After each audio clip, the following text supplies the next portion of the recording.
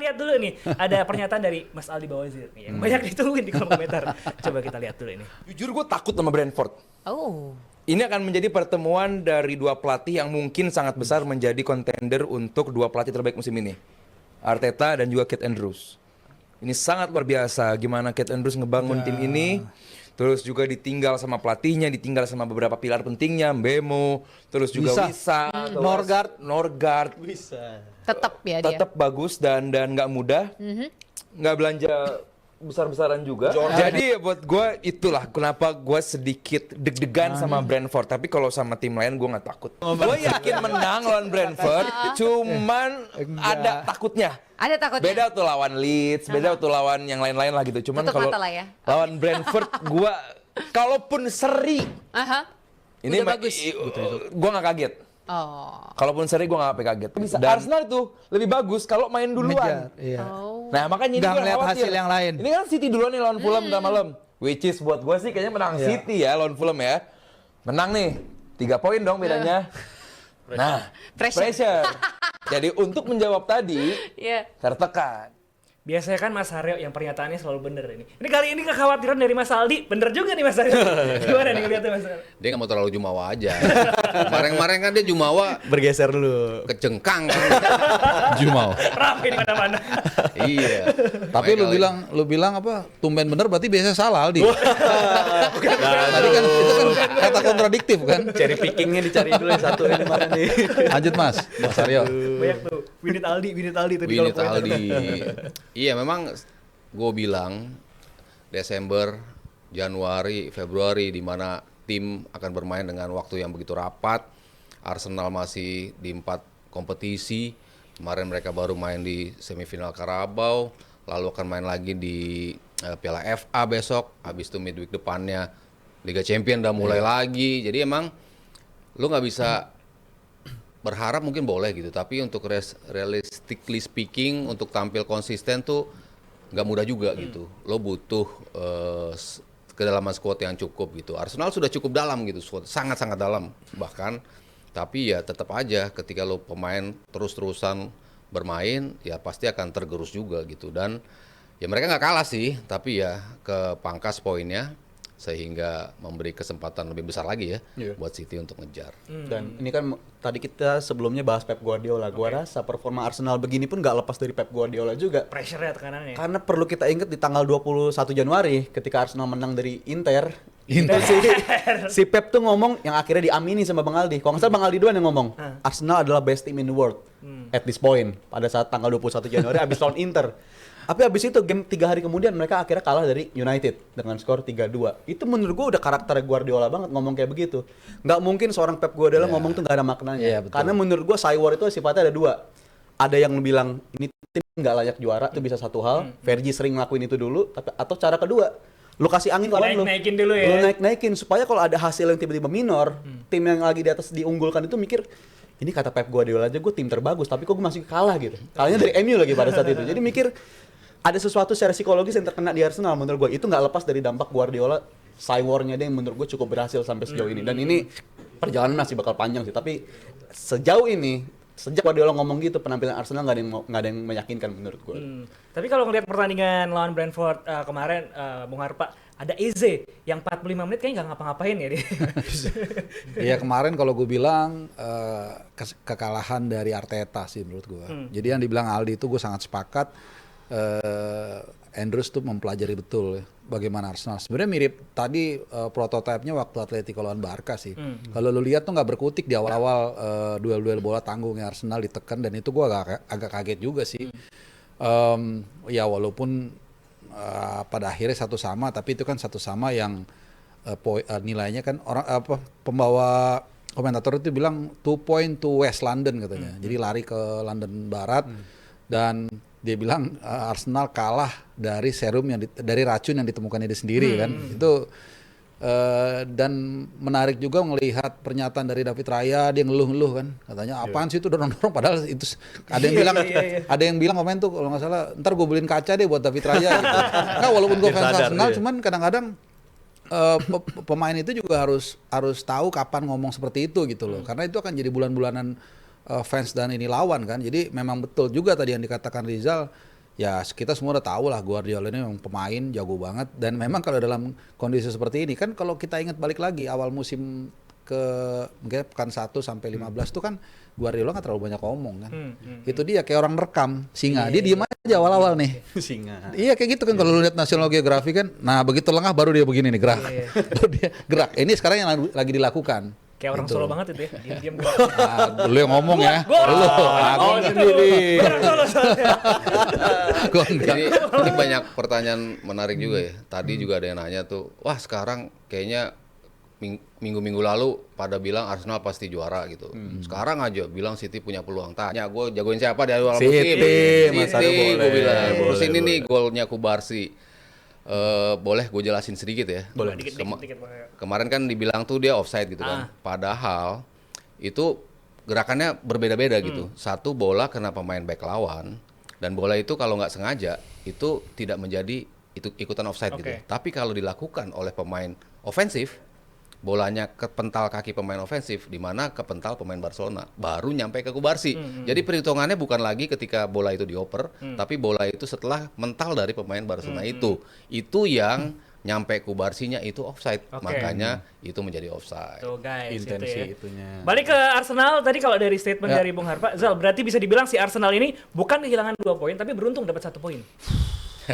Waduh. Iya nggak? Iya nggak? Gua Banyak rasa fans Arsenal banyak yang bilang gitu juga ya. banyak yang bilang Iya. gitu, tapi kalau title race lawan City, gue rasa unacceptable kalau lu hilang poin di momen-momen kayak begini. Karena mau gimana pun kalau lawan City kita harus tahu lah, nggak ada momen title race kalau melibatkan City mereka kalah di title race sejak kepemilikan dari tim Abu Dhabi ini. Kita bisa ngomongin 2011-2012 Aguero, 13-14 lawan Liverpool, 18-19 lawan Liverpool, abis itu 22-23 lawan Arsenal, 23-24 lawan Arsenal. Mereka kalau title race di ujungnya mereka pasti menang. Jadi menurut gue kalau untuk bisa menjaga jarak, ini poin yang terlewat bagi Arsenal, kesempatan untuk memperlebar. Karena mau gimana pun lu harus bisa menangin poin di sini. Karena kalau nggak salah City lawan Brentford tuh dapat poin penuh deh.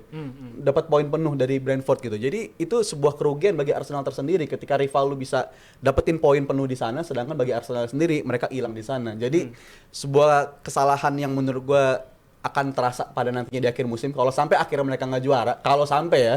Tapi sampai sejauh ini yang bikin gue agak mengganjal atau janggal bagi gue kan kalau sampai nggak juara ini sayang Mas, karena puzzle-nya tuh udah lengkap kan katanya. Untuk tim yang katanya puzzle-nya udah lengkap, menurut gue nggak ada ruang lagi buat nggak juara. Liverpool butuh Alisson waktu itu katanya puzzle-nya buat lengkapin juara Liga Iya. Champions. City butuh puzzle seorang striker, datengin Haaland akhirnya juara Liga Juara Liga. Champions. Jadi mereka kalau ngomongin soal puzzle udah lengkap, harganya tuh harusnya juara. Kalau sampai Arsenal nggak juara, itu menurut gue sulit ngebayangin Arteta masih bakal bertahan bersama Arsenal sih. Kalau nggak juara ya. Dan tadi ada datanya juga ya, banyak tim yang bisa comeback. Poin ya, Poin defisit ya. Jadi bisa dibilang apa namanya si Arsenal ini bisa juga tuh, Mas Aryo. Hilang. Kalau gue sih tetap melihat musim ini sebagai musim yang peluang mereka terbesar untuk menjadi juara. Parameternya kan selalu gue bilang ya, kedalaman squad, lalu personel-personel yang punya kualitas kapten sehingga membuat kapal ini stabil. Itu yang mungkin dari sisi kedalaman squad dan juga faktor non teknis pengalaman di dalam lapangan gitu. Jadi rotasi yang dilakukan Arteta tuh nggak langsung buat tim ini ngejomplang gitu di setiap pertandingan. Lalu parameter yang kemarin sempat berlangsung adalah ketika lu ketemu tim-tim yang di musim lalu menyulitkan lu, tapi di musim ini mereka bisa reparasi untuk mendapatkan 3 poin. Dan itu mereka lewati semua tim-tim yang kemarin mencuri mereka poin, tapi di musim ini bisa mereka balas. Artinya Arteta sudah semakin dewasa dalam menyikapi setiap game. Gimana caranya kita harus memenangi pertandingan. Apapun caranya, ugly win kek, corner FC kek, segala macam, tapi tetap berujung 3 poin gitu. Sekarang kan ya mereka kehilangan poin. Mereka pernah ada dalam potensi hampir menjadi 9 poin jaraknya, tapi pernah juga sampai 2 poin. Pernah juga di hari Sabtu, City di atas mereka. Tapi sekarang 4 poin lagi. Artinya kan sebetulnya mereka masih on track. Kalau tetap mempertahankan, taruhlah dua-duanya memenangi semua kemenangan, kecuali satu City mungkin ngalahin Arsenal, masih selisih 1 gitu. Arsenal masih bisa ngalahin City. Kesempatan itu tetap masih ada gitu. Cuman ya gue akhirnya mempertanyakan apakah mentality mereka cukup untuk mendapatkan itu. Gue bilang yang punya peluang untuk ngejar cuma City. Oke. Si Aston Villa menurut gue nggak bisa ngejar. apalagi yang di bawah-bawahnya lah ya, apalagi Liverpool, MU, apalagi Chelsea, Chelsea, Liverpool, apalagi nggak. MU gitu. Cuman City gitu, dan City punya potensi untuk terus merepotkan. Tapi kan kalau jarak ini bisa dijaga sama mereka, eventually mereka akan berujung menjadi juara. Jadi balik lagi ke Arsenalnya nih, bisa nggak lo menghadapi tekanan ini yang lo sudah buktikan dengan pertandingan-pertandingan yang lo kehilangan poin di musim lalu, tapi di musim ini lo bisa dapetin poin penuh, itu kan artinya lo udah bisa mengatasi tim-tim yang sebetulnya menjadi istilahnya banana skin ya, potential banana skin bisa lo lewatin Momen gitu. itu, Jadi banana sebetulnya skin, gue masih banana melihat di sini mereka masih on track untuk bisa mendapatkan juara. Tinggal lo siap nggak secara mental. Nah, ngomongin soal mentalitas nih, ini kan kayaknya berbanding terbalik sama Pep Guardiola. Walaupun si Arteta ini timnya selalu ada di atas, tapi jawaban dia ketika lagi di press con tuh selalu aman, normatif gitu. Seakan-akan dia tuh grogi, atau mungkin itu tanda bahwa dia tuh tertekan, Bung Harpa. Iya Under mungkin pressure gitu. ini yang nggak dipelajari dari Guardiola kayaknya ya. Gimana ngadapin masa lagi. Ya media massa ya bener ya.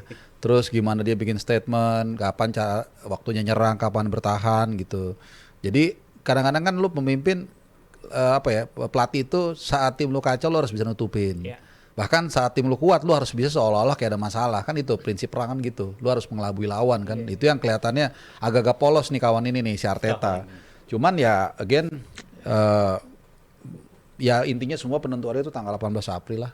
Menurut gua di situ. Di situ itu kan 6 pointer kan. Karena kalau kita lihat lawan-lawannya secara umum hampir mirip lah. Nggak terlalu yang ada berat-berat banget dua-duanya. Cuman itu penentuannya itu menurut gua itu. Lebih banyak City sih ketemu Big Six-nya. Masih sisa lumayan ya. Masih Ya ada. slightly ya. Cuman kan Arsenal ada 4 kompetisi kan. Kalaupun mereka makanya ini agak jadi situasi yang nggak gampang nih. Karabau nih, titik baliknya Karabau nih. Karabau. Kalau mereka dulu, iya. kalau kesandung Kalau kesandung kita ngasih. Fokus yang lain. Fokus yang lain. ya. efek domino. Jadi ya seru sih kalau gue bilang. Tapi gue tetap yakin Arsenal bakal juara. Kalau menurut lu ini kompetisinya bakal sampai akhir musim, sampai sama kayak yang disampaikan Bung Harpa tadi nggak? Sampai akhir musim menurut gua, dan City kalau ada di periode ini terlebih dengan tadi yang kita bahas dua pemain itu kayaknya bisa nganterin mereka untuk levelnya ke sana. Karena dua pemain ini kan tadinya sifatnya pengen ada rontok di lini belakang dan juga lini depan mereka yang udah agak misfiring lah istilahnya ya. Haaland juga sulit untuk mencetak gol open play lagi sebelum dua pertandingan terakhir. Tapi ini kan potensi pemain-pemain kembalinya juga udah mulai terbuka lebar nih. Kita akan ngelihat pemain lini belakang City mulai kembali, lini tengahnya mereka juga bakal kembali, lini depan juga bakal lengkap lagi. Jadi City juga bakal siap tempur juga untuk di situasi kayak begini. Kevin De Bruyne balik lagi. Oh, Waduh, udah lewat Mas. Udah sama Conte aja dia. Udah sama Conte. Tapi emang perjalanan masih panjang dan gue khawatirin ya itu mentalitasnya. Karena kalau kita ngeliat tim-tim belakangan yang ada gue pernah baca teori itu. Kalau tim yang udah panjang nggak juara dalam periode hitungan puluhan tahun, cara mereka untuk juara tuh harus yang leadingnya itu jauh. Jangan ikutan di title race. Itu kita ngeliat di Liverpool ketika mutus 30 tahun juara. Butuh Covid lagi kayaknya. Jangan sampai ya Allah. Tapi itu sih parah ya, di tikungan loh bener-bener. Kan kalau nggak salah tuh waktu itu City lawan Arsenal, kalau City nggak menang, Liverpool juara kalau nggak salah, langsung shutdown gila. Tiba-tiba shutdown, tapi 30 tahun. Unggulnya tuh udah 20 poin gitu tuh. Ya, Iya Klopp. jauh. Gue lebih sedih yang Gerrard kepleset. Yang 1 poin itu ya. Iya. 13-14 ya, itu juga. gue lebih. Itu sedih Mas, tapi itu gue udah berdamai Mas. Itu 10 pertandingan mereka dua-duanya menang kan? Iya, Sampai tinggal 1 poin terakhir itu Mereka kan. habis kalahin City, 3-2 City. ya. This is our chance. We don't let this slip. We don't Iya. let this slip. Dia yang slip. Tapi gue udah damai Mas, karena kalau nggak ada momen itu mungkin kita nggak ngeliat Klopp juga. Jadi gue udah, mungkin itu caranya sih, cara God's plan-nya begitu. Jadi gue menerima itu, tapi itu aktornya itu City lebih juga. sakit sih gue itu. Karena Gerrardnya. Tapi Iya, Gol yang beda segini tuh. sama kalau menang kan mereka juara itu. Cukup Kalau nganterin menang juara. lawan Iya. Palace ya. Palace pun kalau menang yang Itu penting 3 sama. Yang penting kan, Chelsea. Kan mereka unggul di pertandingan terakhirnya kan mereka butuh menang, City-nya juga butuh menang gitu kan. Tapi Udahlah, mereka masa jadi lalu kalah. jangan diinget-inget lah. Makin- Gue lebih lama lagi masa lalunya 2004 terakhir juara. Lamaan lu sih ya? Enggak lamaan kita ya. Lo 2000 AS Roma juara. 2001. Roma. Oh itu. makin harus, menarik kayaknya. harus unggul jauh. Kalau Iya. tipis-tipis doang itu susah lah. Napoli pun ketika mutus 30 tahun juara, itu mereka harus unggulnya jauh dulu tuh di Serie A 2022-2023. Tapi kalau persaingannya tipis, Itu masalah mental tuh, persaingan lu adalah lawan yang udah tahu persis gimana cara menangin liga. Masih ada 3 bulanan lagi lah, masih Bisa. bisa kekejar kok Arsenal. Makin menarik kalau kita lihat title race nanti, kita tunggu karena kayaknya penontonnya bakal bulan April nanti ya. Itu Ya, menarik kemungkinan juga tuh. besar Gitu sih. ya. Arsenal City sama-sama potensi quadruple nggak sih? Berarti City masih ada potensi quadruple ya? City tuh, oh iya. City Iya kan? iya. Itu mainnya juga masih bisa kan? bener juga. FA mereka masih ada kan FA? Masih Iya, makanya. Benar. Kok Tapi kenapa yang disebut cuma Arsenal? Taunya dia lagi.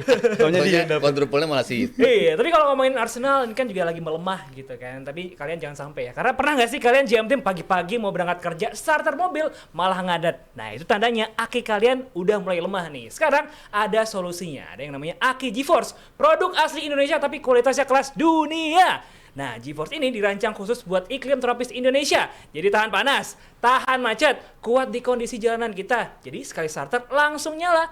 Ada pilihan maintenance free juga. Jadi kalian nggak perlu khawatir nih buat isi air aki lagi. Tinggal pakai langsung nyala gitu. Nah, variannya juga lengkap dari motor harian, mobil SUV, semuanya ada. Cek langsung di geforcelantin.com atau Instagramnya @geforce_id. Jadi, kalau kamu pengen aki yang awet, kuat, dan siap nyala kapanpun, pilih GeForce, aki jagoan dari Indonesia. Ini nih, asik. Wih.